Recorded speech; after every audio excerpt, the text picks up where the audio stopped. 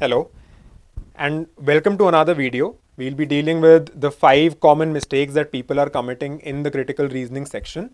So the first mistake, जो पहली mistake ज़्यादा से ज़्यादा students commit कर रहे हैं कि वो question stem को ढंग से नहीं पढ़ते हैं. Question stem का मतलब आपके सामने critical reasoning में एक बड़ा सा passage आता है, फिर question की एक line आती है और 4 options आते हैं. तो जो क्वेश्चन की लाइन है उसको most of the students ignore कर देते हैं, उसकी वजह से क्वेश्चन गलत हो रहे हैं. अब उसमें आपको क्या करना है? For example the question reads all of these options will strengthen the author's argument except. Except का मतलब कि ये सारी चीजें ऑथर के आर्ग्यूमेंट को स्ट्रेंथन करेंगी, किस ऑप्शन के अलावा. अलावा मतलब आपको जो ऑप्शन स्ट्रेंथन नहीं कर रहा है वो सेलेक्ट करना है. तो यहाँ पे वो पूरा का पूरा क्वेश्चन का मतलब ही बदल जाता है सिर्फ एक वर्ड से. तो अगर आप ये वर्ड्स मिस करोगे तो आपकी एक्यूरेसी कम हो जाएगी, आपके क्वेश्चंस गलत होंगे. दूसरे तरह की दिक्कत है कि क्वेश्चन स्टेम में दे रखा है out of all these options which option will most strengthen the author's argument. तो आपको हो सकता है 2 ऑप्शन दे रखे हों जो ऑथर के आर्ग्यूमेंट या पोजिशन को स्ट्रेंथन करते हो, बट मोस्ट का मतलब उन दोनों में से कौन ज़्यादा स्ट्रेंथन करेगा, आपको वो ऑप्शन सेलेक्ट करना है. तो ये दोनों मिस्टेक स्टूडेंट्स कॉमनली कमिट कर रहे हैं. आपको क्वेश्चन स्टेम को बहुत ध्यान से पढ़ना है. सेकेंड चीज़ कि आप टेस्ट पे टेस्ट दिए जा रहे हैं, क्वेश्चन सॉल्व करे जा रहे हैं, बट सिर्फ क्वेश्चन सॉल्व करने से क्रिटिकल रीजनिंग बेटर नहीं होगी. आपको जितनी चीज़ें आपने अटेम्प्ट करी हैं उनमें पैटर्न ढूंढना चालू करना पड़ेगा कि आपकी गलतियां कहाँ होती हैं.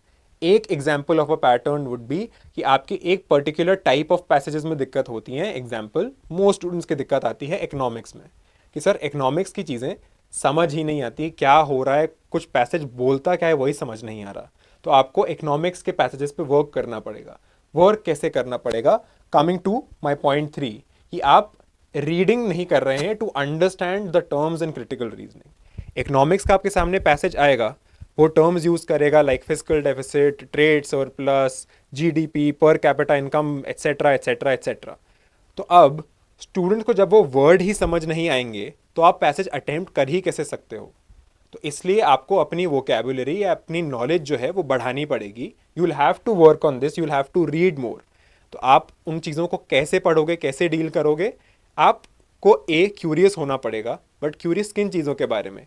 जो चीज़ें आपके सराउंडिंग में चलती हैं. फॉर एग्जाम्पल आप दुकान पे जाके दुकानदार को पैसे देते हो और वो आपको उसके बदले में गुड्स दे देता है. तो वो एक पेपर के बदले में आपको गुड्स दे क्यों रहा है? ये पैसा होता क्या है, कहाँ से आया, क्यों चलता है, पैसा हमारी इकोनॉमी में घूमता कैसे है? तो ये मल्टीपल तरह की चीज़ों के बारे में जब आप जानना चाहोगे कि ये चीज़ें आई कहाँ से, तब आपको वो चीज़ें समझ में आएंगी. पैसा चलता कैसे है उसके बेसिस पे आप अलग अलग चीज़ें पढ़ सकते हो, लाइक आरबीआई मॉनेटरी पॉलिसी कैसे बनाता है, and so on and so fourth. फिर आप अपने एक्सटर्नल थॉट्स या एक्सटर्नल नॉलेज को पैसेज में अप्लाई करना चालू करते हो, एंड ऑप्शन में डेफिनेटली एक ना एक ऑप्शन ऐसा दे रखा होगा जो आपके बायसेस पे खेलना चाहेगा.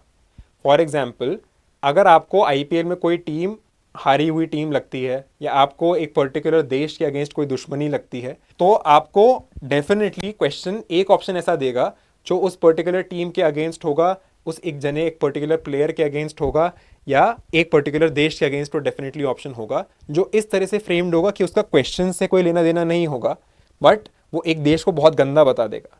हमारे जो पड़ोसी देश हैं उनमें से कोई देश को बहुत गंदा बता देगा, तो आपको लगेगा हाँ ये तो बहुत ख़राब ही होता है, इस वजह से ये ऑप्शन सही है. बट आपको ऑथर किस चीज़ के बारे में बात कर रहा है उस चीज़ को ध्यान से समझना है. और critical reasoning is not just about English. आपको अपने जो दिमाग में बायसेस हैं, आप क्या सोच के कोई आंसर मार्क करते हो, आप खुद सोच के क्या रीजनिंग करते हो, आपको उन चीज़ों के बारे में भी रियलाइज़ करना पड़ेगा, तभी आप क्रिटिकल रीजनिंग में बेटर हो सकते हो. And the last point is, 2 लोगों को अलग अलग दिक्कतें आती हैं. कई लोग आके मेरे को बोलते हैं कि सर टर्म्स मिस हो जा रहे हैं पैसेज में, बहुत तेज़ पढ़ देते हैं पैसेज, तो जो टर्म होता है वो छूट जाता है. दूसरे लोग बोलते हैं सर पैसेज पढ़ने में बहुत टाइम लगता है. उन दोनों का सल्यूशन ये है, मेरे हिसाब से स्किम रीडिंग बिल्कुल अवॉइड करी जा सकती है. क्रिटिकल रीजनिंग में स्किम रीडिंग की कोई ज़रूरत नहीं होती. अगर आप पैसेज को धीरे आराम से एक एक सेंटेंस को पढ़ के समझ के भी पढ़ोगे तो भी आप 3.5 से 4 मिनट में पैसेज को कवर कर सकते हो आराम से. एंड धीरे धीरे विद प्रैक्टिस वो चीज़ें डेफिनेटली बेटर ही होती हैं, ख़राब नहीं होंगी. तो अगर आप 3.5 मिनट में पैसेज पढ़ भी लेते हो और आपको मैं 1 मिनट पर क्वेश्चन दूँ, स्टिल आप 9 से 10 मिनट में एक पैसेज को आराम से अटेम्प्ट कर सकते हो। तो at least in a time of 30 minutes आप 3 पैसेजेस अटेम्प्ट कर सकते हो at a very moderate pace. फिर आपके पास 6 या 7 मिनट में अगर आपके पास टाइम बच रहा है, कोई छोटा पैसेज है, आप उसको भी अटेम्प्ट कर लो। तो ये ब्रॉडली जो मिस्टेक्स हैं, जो मैं कॉमन पैटर्न नोटिस कर रहा हूँ इन द स्टूडेंट्स, इन दिक्कतों को अवॉइड करने का ट्राई करिए। एंड जो आपके पैटर्न्स बनते आ रहे हैं, आप अपने टीचर्स के पास लेके जाइए, सर या मैम मेरा ये पैटर्न बन रहा है, मुझे इस पैटर्न को तोड़ना है, तो मैं कैसे तोड़ूं, इसकी स्ट्रैटेजीज क्या हैं, या मुझे एक टाइप ऑफ क्वेश्चन में दिक्कत आ रही है, उसको कैसे डील करा जाए। तो all these things you have to keep in mind, and all the best for your journey, and hope to see you in the next video very soon.